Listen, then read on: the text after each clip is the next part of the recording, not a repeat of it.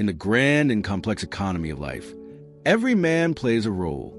He is a participant in a constant, flowing exchange of value, energy, and respect.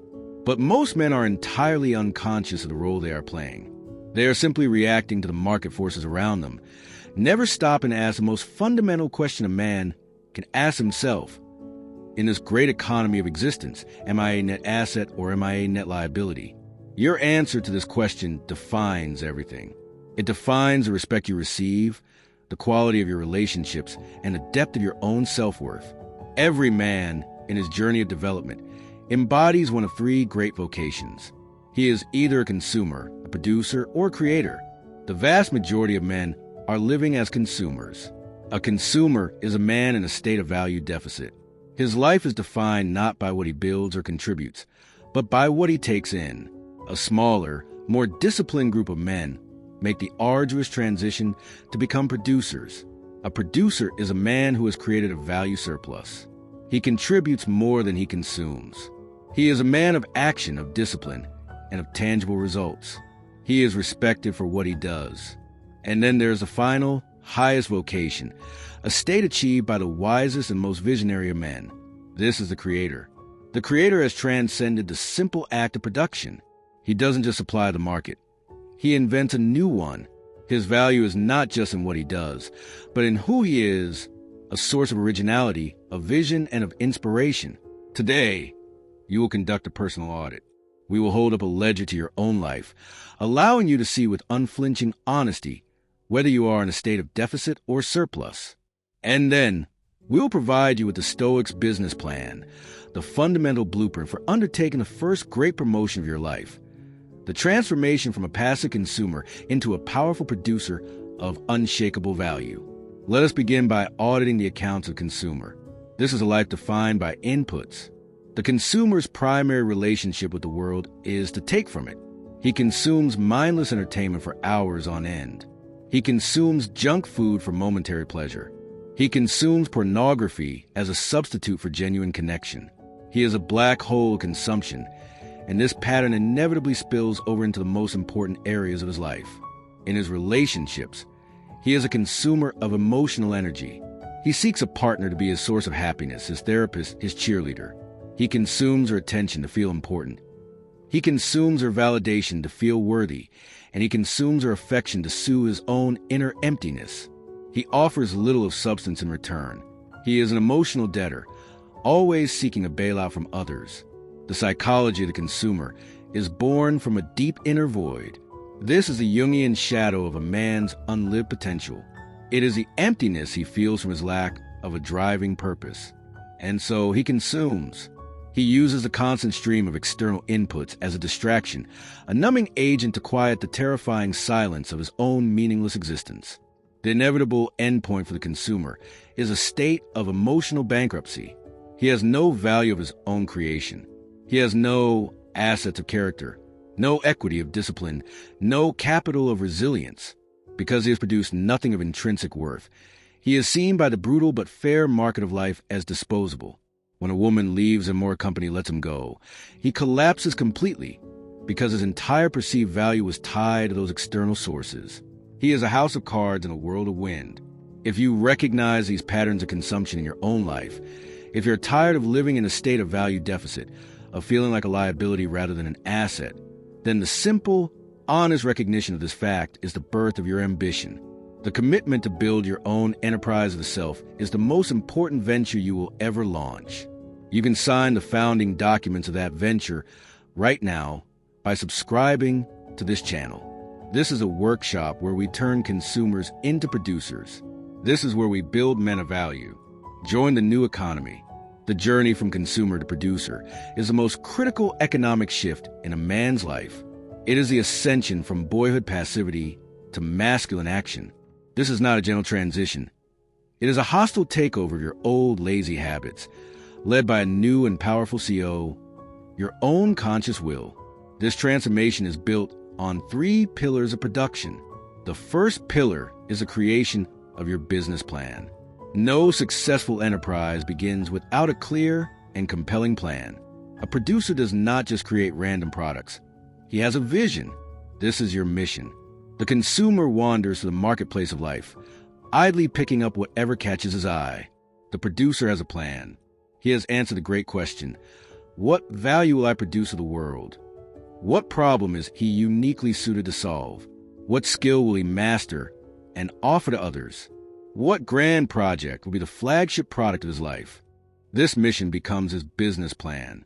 It gives his life a powerful, organizing focus. It transforms him from a passive wanderer into a driven entrepreneur of the self. From a Stoic perspective, this is his telos, his highest aim. This plan is what gives all his subsequent actions meaning. It is the why behind his what. A man without a plan is just a collection of raw materials. A man with a plan is the beginning of an empire. The second pillar is the construction of your factory. A business plan is useless without the infrastructure to execute it. Your factory is your system of daily discipline. This is a physical and mental space where your value is produced day in and day out. This is where the Nietzschean will to power must be ruthlessly applied. It is the will to power over your own laziness, your own comfort, your own excuses. It is the will to impose a rational, productive order on the chaos of your own impulses. You are the architect of this factory. The assembly lines are your daily, non-negotiable habits. The habit of rigorous physical exercise is the assembly line that produces health, vitality, and resilience. The habit of focused, deep work is the assembly line that produces competence and real-world results. The habit of daily reading and learning is the assembly line that produces wisdom and new ideas. The consumer waits to feel motivated. The producer understands that motivation is a myth. He builds a factory, he designs the systems, and he shows up every single day to run the machines, whether he feels like it or not. His value is not a product of his moods. It is a product of his systems. His discipline is the engine of his production. The third pillar is market research. A successful producer does not just create things in a vacuum. He understands the market. This is the application of Machiavellian pragmatism. This is not about being cynical. It is about being a realist. The producer understands the world as it is, not as he wishes it were. He studies the terrain. He understands what the world truly values, not what it says it values. In his career, he produces results that are undeniably valuable to his employer or his clients. In the social and romantic marketplace, he understands what is genuinely attractive and respectable. He knows that the market rewards strength, stability, purpose, and integrity. Therefore, he orients his production to create these assets within himself. He uses his discipline, his factory, to produce the valuable commodity of a strong, healthy body. He uses his focus to produce the valuable commodity of competence in his chosen field. He uses his integrity to produce the invaluable commodity of trustworthiness. He does not waste his time producing things the market does not want, like complaining or emotional volatility or a lack of direction. He is a smart producer, and he focuses his energy on creating the highest value products possible. When a man has done this work, when he has drafted the business plan of his mission, built a factory of his discipline, and oriented himself to the realities of the market, he is no longer a consumer. He is a different species of man. He is now the producer. He is a man of substance. He is a net asset to the world. He is respected, he is successful, and he is self-sufficient. He wakes up in the morning and creates value for himself and for others. He has a surplus of confidence, of resources, of stability that he can now bring to a relationship as a gift, not as something he needs to take. He is, by the only definition that matters, a high-value man. But the producer, for all his admirable success, is still playing a game defined by the existing market. He is a master at supplying what the world already knows it wants. He is a titan of industry, but he is not yet a visionary. His value is in what he does. The final and most profound ascension is not about becoming a more efficient producer. It is about becoming the man who invents a new product, a new category, a new way of being. It is a rare and awe-inspiring journey from producer to creator. We have left our hero at a moment of profound transformation. He has clawed his way out of the value deficit of the consumer and has ascended into the respected and powerful realm of the producer. He is no longer a drain on the world. He is a source of tangible value. He has a business plan and his mission, a humming factory in his daily discipline, and a keen understanding of the market. He is the man who gets things done.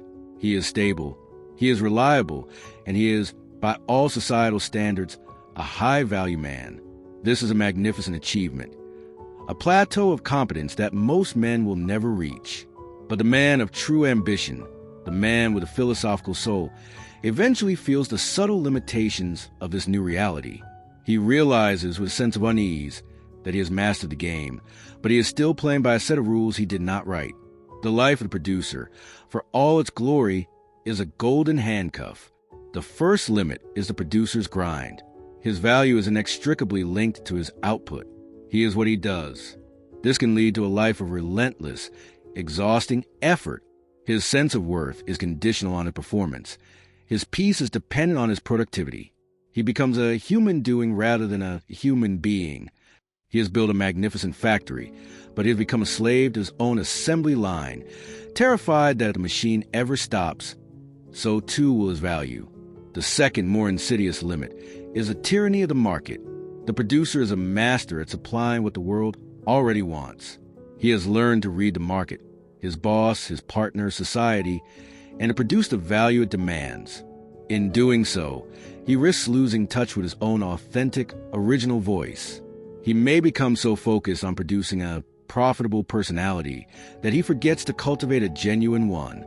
His success is real, but is his life his own? He is a master supplier, but he is still a servant to demand. Finally, the producer lives with a quiet fear of obsolescence. Because his value is in his skills and his results, he can be replaced. A new producer may come along with a more efficient factory or a better product.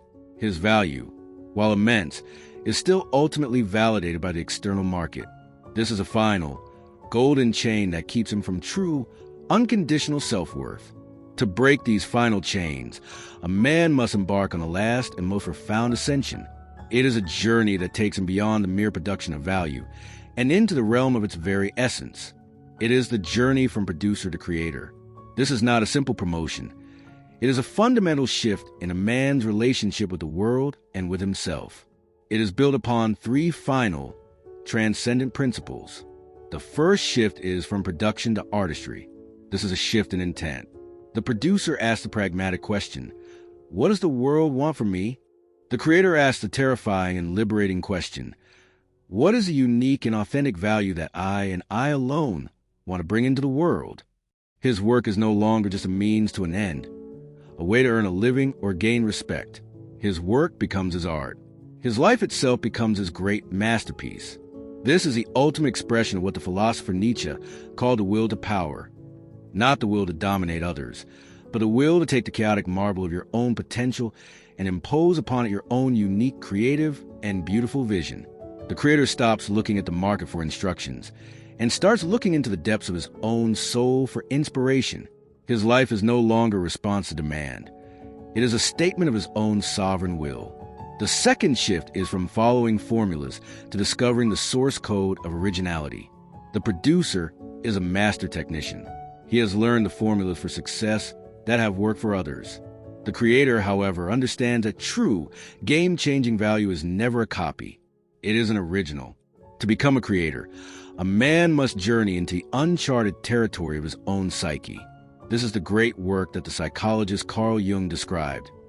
The integration of the shadow, the communion with the unconscious. The creator is the man who has had the courage to explore his own unique darkness, his own eccentricities, his own strange and wonderful ideas. He is no longer afraid of the parts of himself that don't fit into the conventional market. In fact, he realizes that these are the very source of his unique genius. His originality is not something he invents. It is something he uncovers from the depths of his own being. He stops building what the world tells him to build and starts creating the things that only he can create. The third and final shift is the most liberating of all. It is achieving the freedom from results. The producer, for all his strength, is still attached to the success of his product. A failed project, a rejected idea, can feel like a devastating blow to his identity. The creator embodies the highest wisdom of the Stoic sage. He falls in love with the act of creation itself. He finds his deepest joy and his ultimate validation in the process. in the struggle with the material, in the flash of insight, in the act of bringing something new into the world. He puts his creation out into the market, but his own inner peace is no longer tied to its reception. He embraces a more fatty as the artist's ultimate philosophy. He accepts whatever reception his work receives as part of his journey. If the world loves it, he is grateful, but he is not inflated. If the world ignores it, he feels a sting, but he is not crushed. His greatest reward was already received in the act of creation. The producer is devastated by a failed launch. The creator, having already found his fulfillment in the work, simply cleans his brushes and begins his next canvas. His self-worth is no longer on the market at all. It is generated and contained entirely within his own creative spirit. And so, the final vocation is achieved. What does this man, this creator, look like in the world? His presence is one of generative energy. The producer is impressive, but the creator is inspiring. He doesn't just have answers. He asks new questions. He doesn't just solve problems. He creates new possibilities. He has a light in his eyes that comes from a man who is in direct contact with his own soul. In his relationships, he is not a mere provider in the transactional sense of producer. He is a co-creator. He is not looking for an employee to help run his factory. He is looking for a fellow artist to help him paint a masterpiece. He is not threatened by his partner's vision or power. He is excited by it. He seeks a woman who is also a creator in her own right, and their relationship becomes a joint venture, the creation of a unique and beautiful life that is their shared work of art. His legacy is not a resume of accomplishments. The producer leaves behind a list of things he did. The creator leaves behind a new way of seeing the world. His legacy is the impact of his originality, his vision, and the courage he had to be his own authentic self. The three vocations represent the great economic journey of a man's life. You begin in the debt and deficit of the consumer. Through discipline and will, you can achieve the wealth and respect of producer. And finally, through the deepest wisdom and courage, you can achieve the lasting legacy and profound freedom of the creator. This is the path to becoming the source of your own value, a man whose very life is his greatest work of art. So I ask you again, what is your role in this great economy? Are you consuming? Are you producing, or are you creating? Your honest answer is your starting point. The world has enough consumers. It respects its producers, but it is changed forever by its creators. The choice of which vocation you will pursue is the most important business decision you will ever make. Thank you for joining us in the workshop today. If this blueprint for value creation has given you a new vision for your own life, join our community of builders and artists by subscribing to the channel. Let us know in the comments which vocation you are committed to building.